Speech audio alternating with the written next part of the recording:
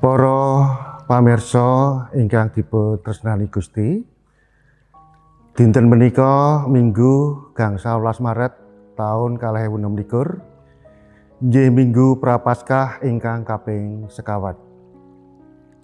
Keparing sakmangke kawula badhe maosaken sabda winedhar ingkang badhe katur wonten panjenengan sami.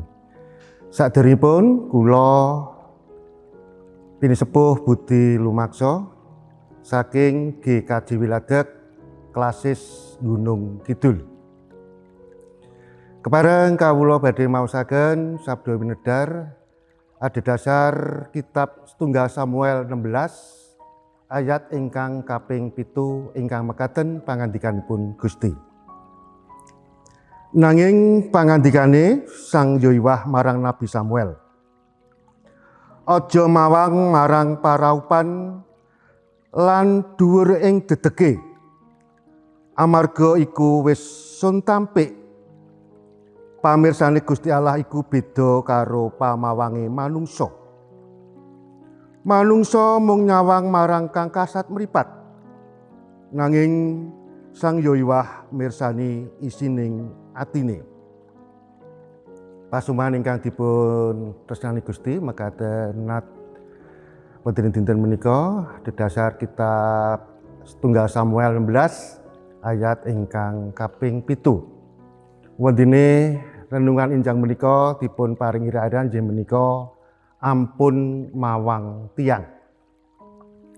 Pasaman ingkang kinasih, menawi kita mireng panyaruwe wong desa, plonga-plonga utawi wonten pangandikan sanes inggih menika jokodhok.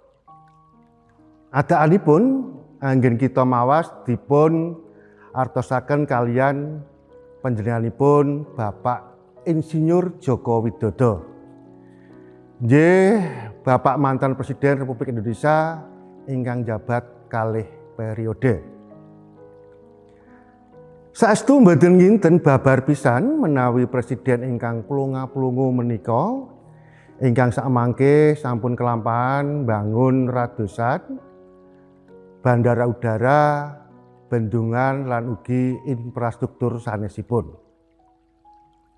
Panjenenganipun ugi kelampahan ndatengaken investasi ngamonco ing sakmangke saged kelampahan bangun pabrik wonten ing Indonesia srana wawi paugeran Undang-Undang Cipta Kerja lan ngedalaken kebijakan hilirisasi lan ngawisi ekspor barang mentah kadosta nikel, timah, aluminium, bauksit lan ugi CPO utawi lisah sawit mentah lan sanesipun.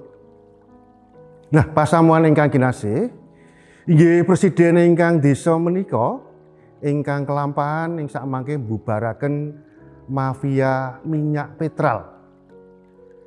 Nasionalisasi Freeport menapa dene Asepitum Negara sabatipun kados dene Taman Mini Indonesia Indah lan sanesipun.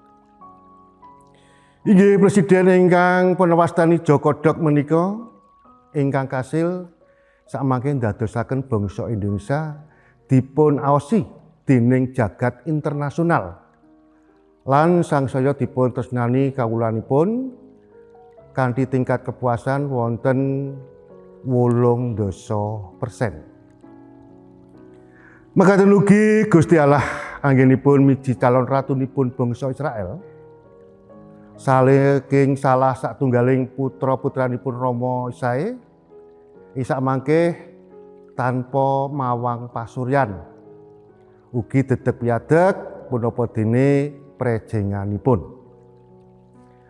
Sarene Saul kang dedeg piadegipun inggil tur inggih bagus ing antawisipun putranipun Isae ingkang bagus piyambak saking sederekipun.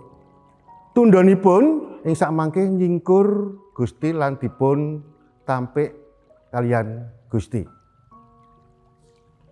Pramila nalikanipun satunggal mbeka setunggal putra-putranipun Isae dipun ajengaken, senajan ing sakmangke blegeripun endah prejenganipun ratu boten wonten ingkang dipun kersakaken Gusti Allah.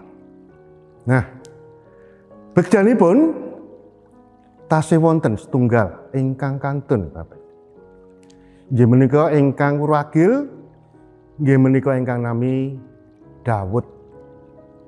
Ingkang nembe ngengen menda ing pasamunan. Lan menika ingkang dados pilihanipun Gusti Allah. Ingkang mangkenipun kepareng dados ratuning Israel. Ingkang saestu luhur lan boten wonten ingkang ngameni kaluhuranipun Daud. Dados ing sakmangke kita sami ampun ngantos mawang tiyang. Tiyang menika cendhek, tiyang menika dhuwur, tiyang menika bedheg piadeke pidesa, tiyang menika gagah. Ing sakmangke menawi dereng dipun kersakaken Gusti, Gusti dereng paring pitedah.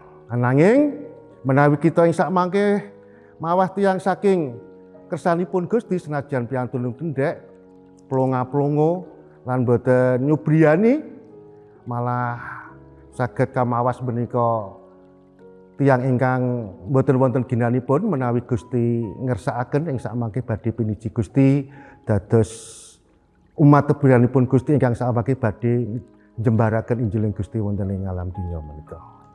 Makaten renungan sabda winedar dinten menika mugi tansah